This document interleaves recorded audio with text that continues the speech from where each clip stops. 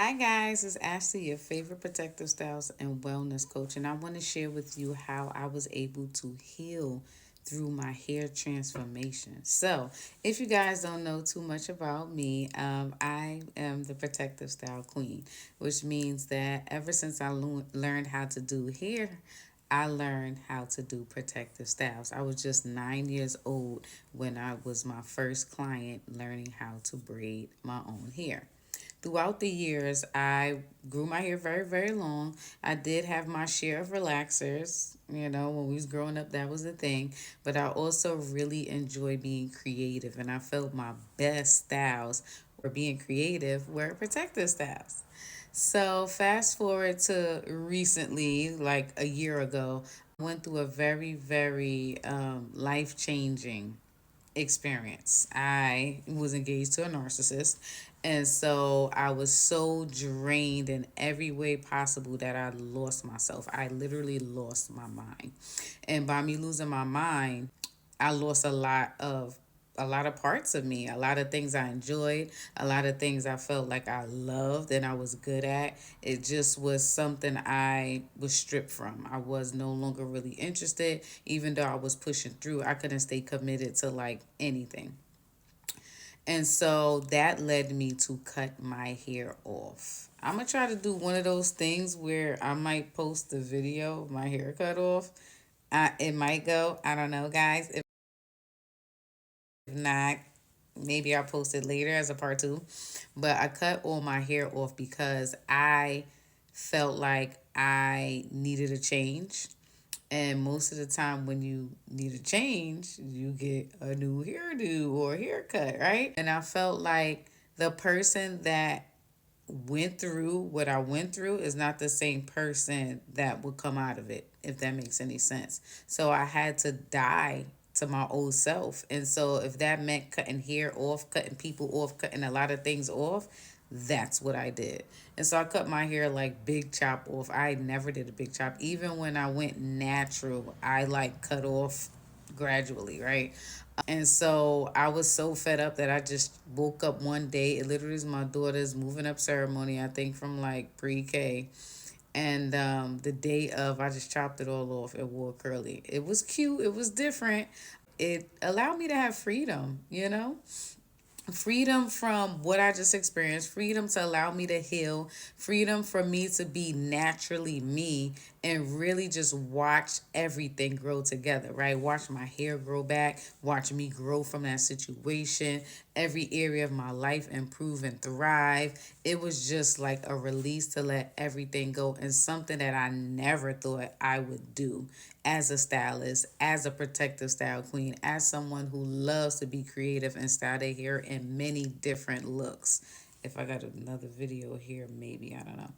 Anywho,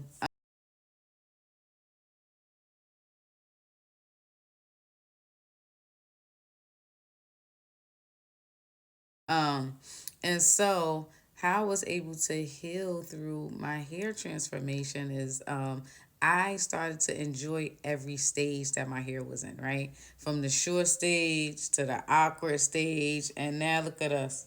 We got us a little Bobby ball, okay? And it's not even cut to perfection. I'm probably gonna get my stylist to like shape it up. This is just growing back from me cutting it off like literally twice. I big chopped it myself.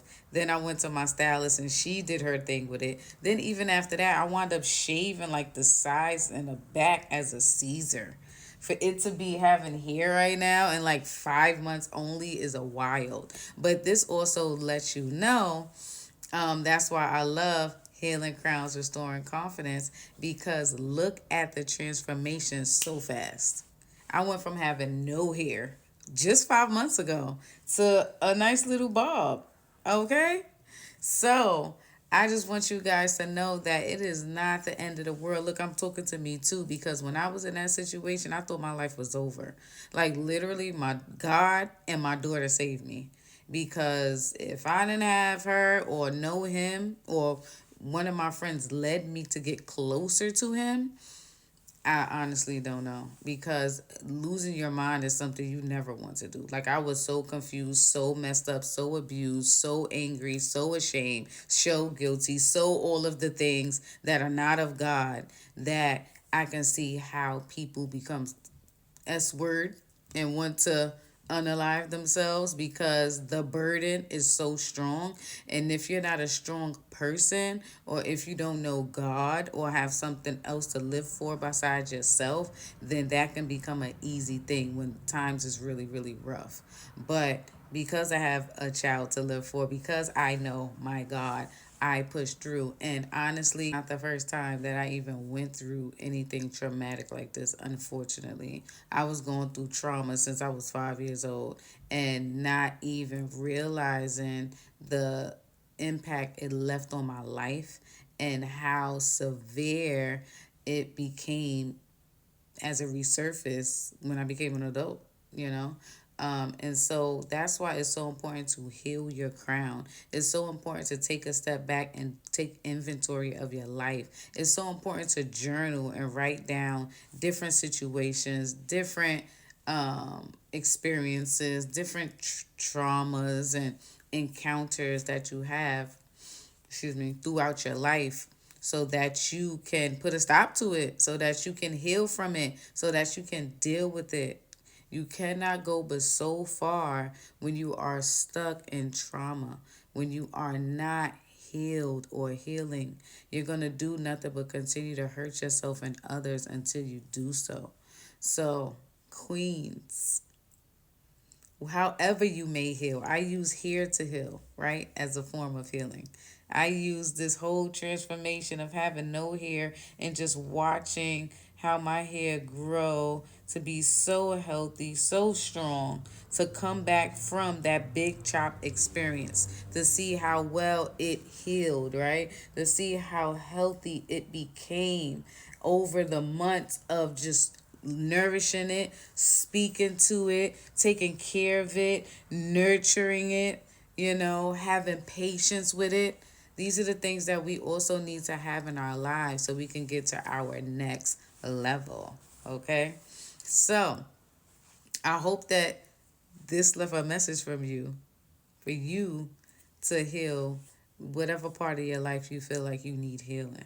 And if you don't need healing, then kudos to you. Continue doing what you are doing that is working for you to thrive, Queen. Guys, next time.